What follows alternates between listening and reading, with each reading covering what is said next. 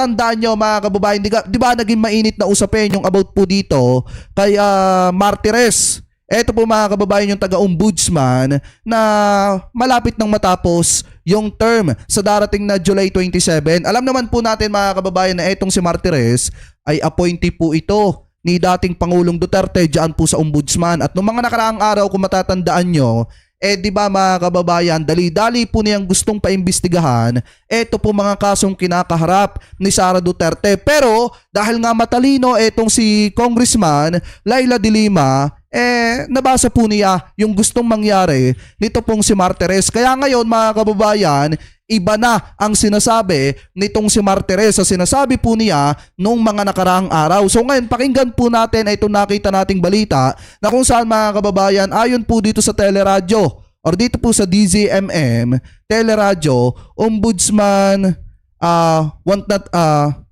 not act on House bribery complaint versus BP Duterte mga kababayan. Ibig sabihin, hindi daw iimbestigahan or hindi gagalawin mga kababayan ng ombudsman eto po mga kasong isinampa ng House of Representatives laban po dito kay Sara Duterte. Ano po, so ito i-play po natin. Hindi aaksyonan ng Office of the Ombudsman ang reklamong inirekomenda ng Kamara laban kay Vice President Sara Duterte. Paliwanag ni Ombudsman Samuel Martires, tali ang kamay ng Ombudsman dahil impeachable official si VP Sara. At may nakabinbin... Hindi. Tali ang kamay ng ombudsman kasi nga may utang na loob si Martires mga kababayan kay Duterte. At kapag ka itong si Sara Duterte mga kababayan ay inaksyon na niya yung mga reklamo laban dito kay Sara Duterte, lalabas sa mga DD-shet na walang utang na loob itong si Martires, lalo na't appointee po ito ni dating Pangulong Duterte. Kaya tali ang kamay ngayon ng ombudsman. Yan yung katotohanan dyan. Complaint sa Senate Impeachment Court. Magugunita ang inirekomenda ng House Committee on Good Government and Public Accountability sa Ombudsman na imbestigahan ang Vice Presidente dahil sa bribery, technical malversation at iba pang krimen. Ayon kay Martires, hahayaan niyang gawin ng impeachment court ang trabaho nito pero nilinaw na hindi ibabasura ang reklamo ng Kamara. Pinabulaanan din ni Martires ang spekulasyong i-absuelto ang Vice dahil umano inappoint siya ng kanyang amang si dating Pangulong Rodrigo Duterte. Kung ilalabas namin ang report, sinasabi namin, wala namang liability, hindi kinontra namin yung Senado. Pero sir, so you are now in a crisis. Ano muna natin dito, basahin natin mga kababayan, ito nakita nating post kanina. Isinare po ito ni Pebbles Cunanan. Ang nag-post po nito ay si Ashley Garben. Ayan po yung nag-post mga kababayan, wait lang. Kasi kung babasahin natin yung post niya mga kababayan, may laman po ito. Sabi dito, yan may post ako dito nung nakaraan about doon sa pinasasagot ni Ombudsman Martires si Inday Sara at binigyan pa ng 10 araw para mag-counter ng affidavit. Nung una sabi ko, mukhang ayos itong si Martires, parang gagawa ng magandang legacy niya bago matapos ang kanyang termino. Sa July 27 matatapos na ang kanyang 7 years term. Ibig sabihin, yung 7 taon na termino ni Martires mga kababayan ay matatapos na po sa July 27. Kaya maraming nagtaka bakit bigla niyang sinabpinahan etong si Sara. Masyado siyang nagmamadali at binibilisan na imbestigahan. May mga nagsasabi din na baka bago siya umalis or bago matapos yung kanyang term sa kanyang pwesto ay riresolbahin niya ito at ididismiss sa mga kaso ni Sara bago matapos ang kanyang termino. So nandun talaga yung pagdududa. Kasi kapag bigla niya itong na-dismiss bago matapos ang kanyang termino, ay alam na this. Ito na ang gagamitin at idadahilan ng mga bobong senador na sila na ang tumatayong judge sa Senate na tingnan ninyo. Idinismiss na nga ng ombudsman ang tungkol sa confidential funds ni Sara, kaya ibig sabihin nito wala talagang matibay na ebidensya. Pero mga kababayan, di ba nung dali-dali nga na iniimbestigahan or dali-daling ipinasabina ng ombudsman etong si Sara Duterte, bigla pong nagkomento eto pong si Congressman Laila de Lima. At sinabi mga kababayan na possible nga na baka ganon ang gawin nitong si Martires. So ngayon kung mapapansin ninyo, di ba nung nakaraan kating-kate itong si Martires na imbestigahan. Ito pong mga kasong isinampa laban po dito kay Sara Duterte at pinasasagot pa nga within 10 days, eto pong si Sara. Pero ngayon, iba na po ang sinasabi ng ombudsman. Buhat nung nagsalita at nagbigay ng komento, etong si Congressman Laila de Lima. So ngayon, basahin pa natin. Sabi pa dito, pero maganda yung paliwanag ni Congressman Laila de Lima tungkol dito sa move ni Martires. Ang sabi niya, hindi pwedeng imbestigahan ng ombudsman ang tao na may kaso na nasasangkot sa impeachment. Kasi dapat impeachment ang mangingibabaw.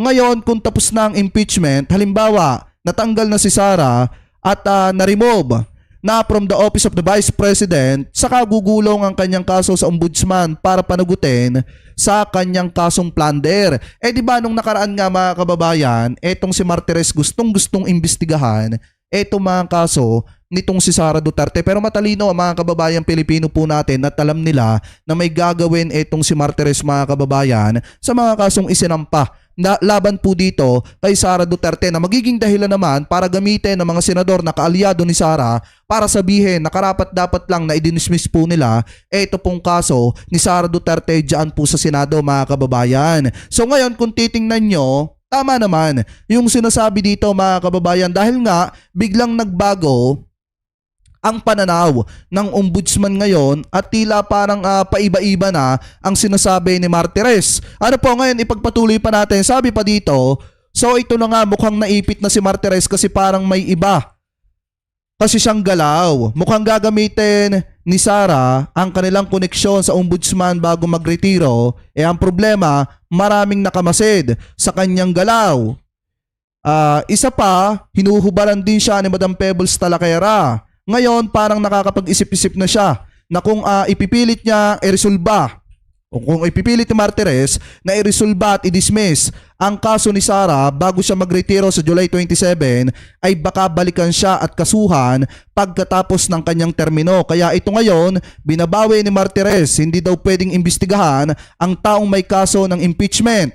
Alam niya pala bakit naman nagmamadali at pinapasagot agad si Sara at binibigyan pa ng 10 days para magbigay ng counter affidavit. So ngayon kung titingnan niyo mga kababayan, tama naman po yung sinasabi dito ni Ashley Garbin dahil nga naman nung una, akala siguro ni Martires madaling utuin ang sambayan ng Pilipino at akala niya wala sigurong nakamasid sa kanya. Pero hindi niya alam mga kababayan na pwede talaga siyang mabalikan at makasuhan once na iniresolba niya etong kasong kinakaharap ni Sara Duterte. Alam naman po natin mga kababayan na mabigat ang mga kasong kinakaharap ni Vice President Sara Duterte lalo na kapag ka umusad na yung impeachment, makikita po natin yung mga ebidensya na aligasyon na kinakaharap nitong si Sara Duterte. Ano po yung mga ginawa po niya mga kababayan, makikita po natin yan kapag ka umusad na etong impeachment. Kaya nga much better, bago kasuhan etong si Sara Duterte, bago imbestigahan ng ombudsman, yung mga kasong kinakaharap nitong si Sara Duterte, dapat umusad muna ang impeachment mga kababayan dyan po sa Senado. Huwag nilang gawa ng paraan dito sa ombudsman para masabi na karapat-dapat lang i-dismiss sa Senado yung mga kaso na kinakaharap ni Vice President Sara Duterte. Ano po? So ngayon, ipagpatuloy pa natin ito. Well, there are two institutions, di ba, who's filed with different findings. So to avoid that, let them finish the impeachment proceedings. Inihain kahapon ng Vice Presidente sa Ombudsman ang counter affidavit bilang tugon sa reklamong inihain ng Kamara. Tuloy na. Ayan, maliwanag mga kababayan ha. Ano yung sabi ni Martires? Hindi kami pwedeng gumalaw kasi tali yung kamay namin ngayon. Dahil impeachable official etong si Sara. Alam nyo pala Alam nyo pala na impeachable official bakit nung una kating-kati kayong imbestigahan yan? Bakit nung una kinakailangan pang pasagutin? Within 10 days mga kababayan, kailangan pang kuhanin yung counter affidavit nitong si Sara Duterte. Within 10 days, alam pala ni Martires na hindi pwedeng imbestigahan pa ng ombudsman etong si Sara Duterte dahil nga meron po itong kinakaharap na impeachment mga kababayan. Ngayon, nasilip siguro ni Martires na nakatutok ang sambayan ng Pilipino sa ginagawa niyang galaw, kaya nahihirapan siya mga kababayan na gumawa ng hakbang para iresolba ang kasong kinakaharap nitong si Sara Duterte na possible pa sana nilang magagamit sa Senado ano po, ngayon, ang mamamayang Pilipino ay matalino na at mahirap na pong utuin. Kaya ang ending, mga kababayan, isa lang yung lagi sinasabi ni Martires, tali daw ang kamay ngayon ng ombudsman. Kaya hindi sila pwedeng makialam, mga kababayan, muna dito sa mga kaso ni Sara Duterte. Ano po ngayon, mga kababayan, comment below na lamang po kung ano po masasabi nyo, hingil po dyan